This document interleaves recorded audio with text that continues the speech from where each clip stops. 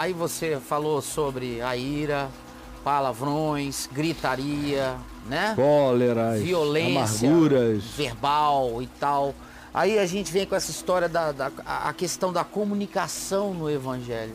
Você vê que é alterado o seu método de comunicação quando você tem essa compreensão. Quando você aprende a Cristo. Quando você aprende a Cristo, você altera isso e sai desse latido sapiens. Porque é um latido sábio, é um latido... Sapiens deveria ser vinculado ao saber, né? Ao conhecer, mas é um latido, é um rugido. Não é um uivo raivoso. E é apenas o mamífero grunhindo. É o lobo. E ainda é bonito do lobo, né? Tem uma melodia. Tem gente aí que, pelo amor de Deus.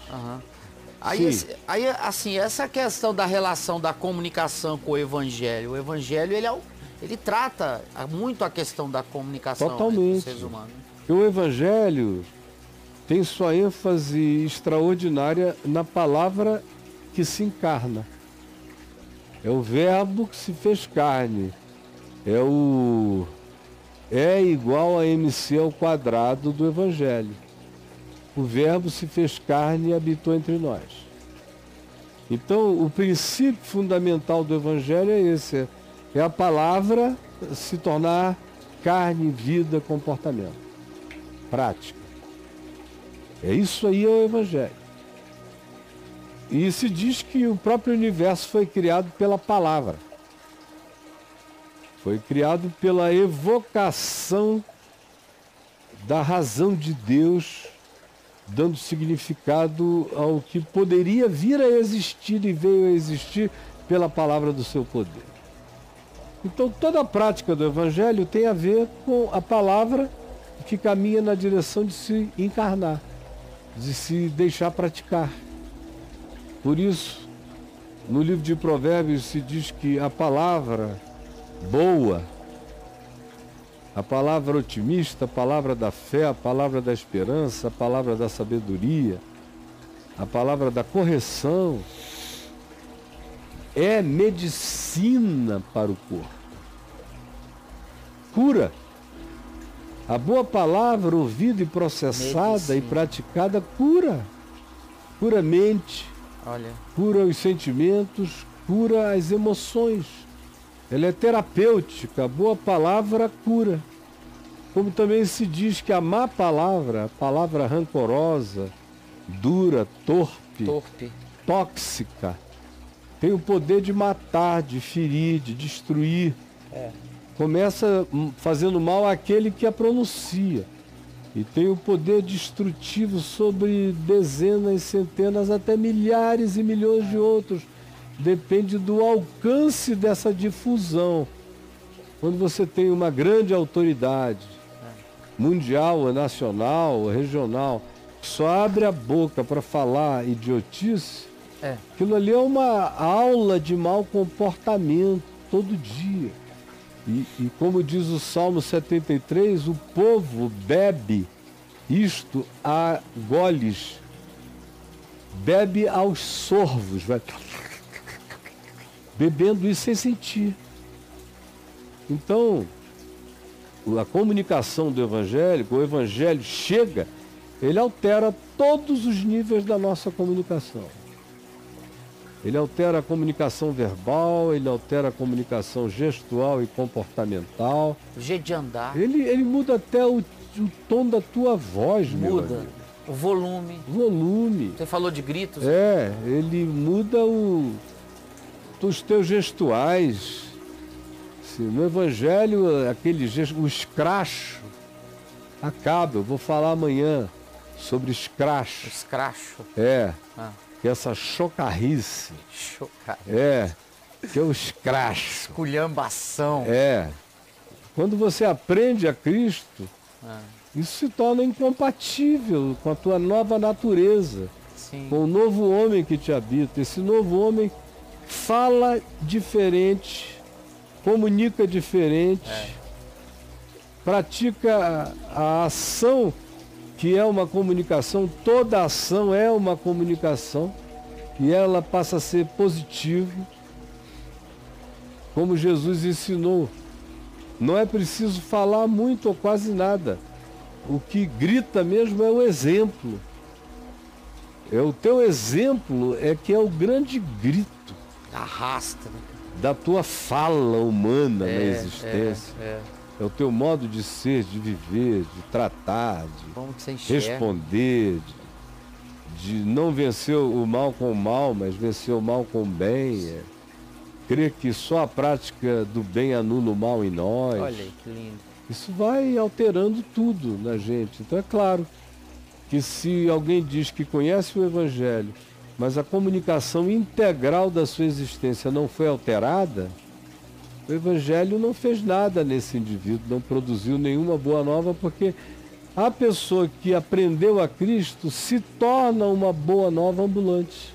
Ambulante. E aí não dá para ser uma boa nova nas gritarias, com comunicação chula, tosca, grossa, agressiva, maliciosa, perversa, maldosa, irada, amargurada, como a gente vê por aí. Tem um monte de gente fazendo a cabeça de um monte de gente em nome de Deus, mas você ouve até o tom da voz dessas pessoas é um tom de sino que bate, de lata batendo. Não tem a doçura de Cristo. Eu não consigo imaginar que Jesus falasse como eu vejo alguns pregadores gritando por aí. Ao contrário, em Mateus, no capítulo 11, se diz: não se ouvirá o grito da sua voz nas praças. Para se cumprir o profeta Isaías, ele ordenou que não o expusessem à publicidade. Aí tem lá o texto de Mateus 11.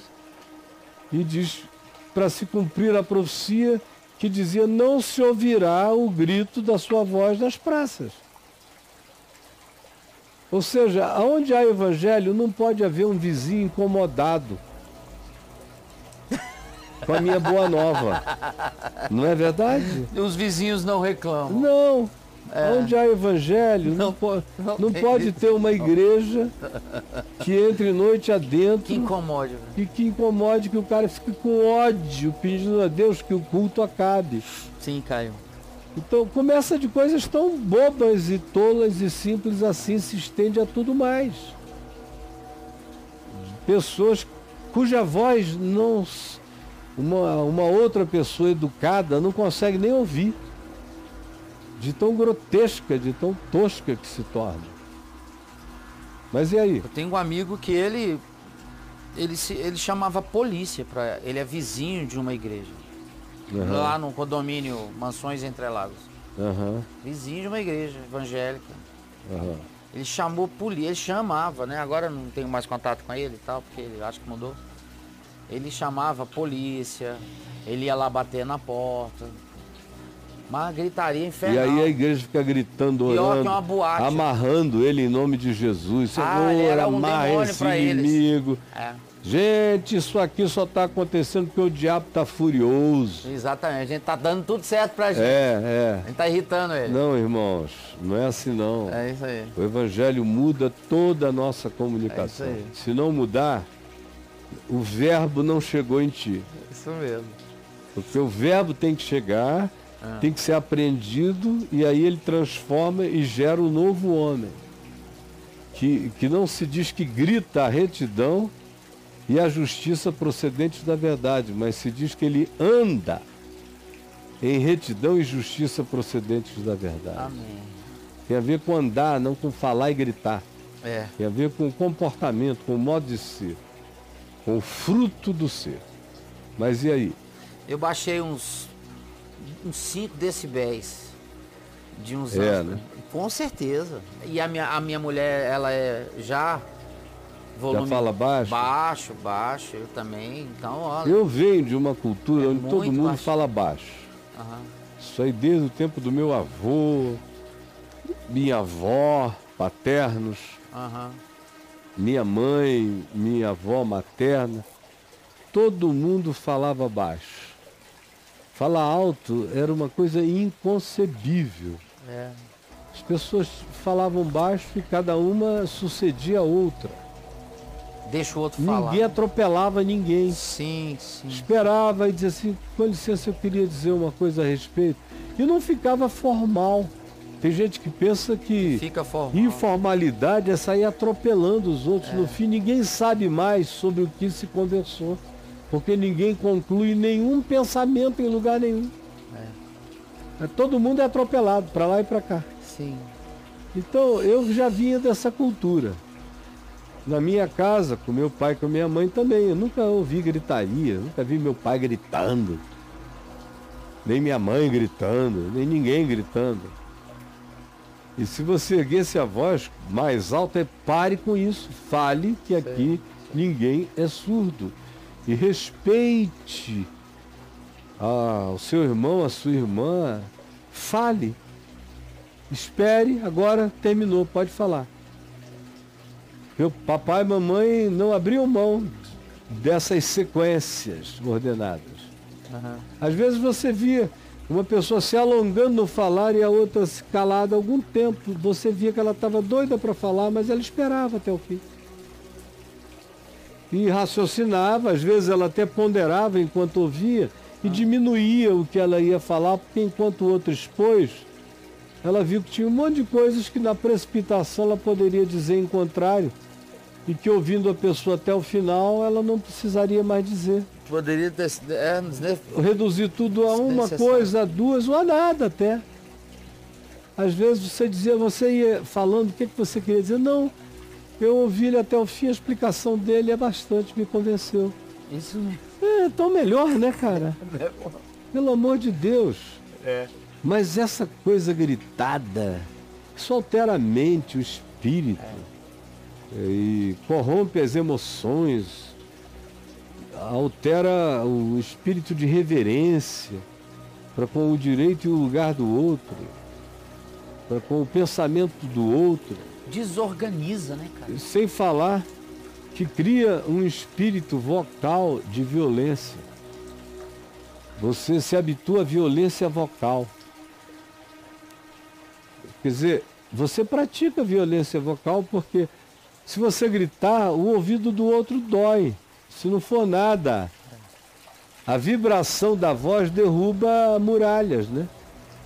Você vê um barítono como o meu filho, se ele cantar embaixo de um teto de gesso baixo, com luminárias de vidro postas em cima do buraco do gesso, aquilo treme todo. Tem um papo de quebrar taça? Tem. Então, a própria vibração já carrega uma agressão quando é intensa demais.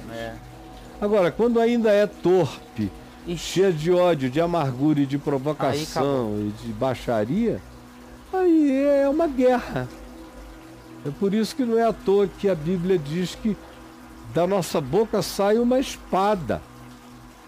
Pode ser espada de vida ou pode ser espada de morte, pode ser espada da verdade ou pode ser uma espada envenenada para matar todos.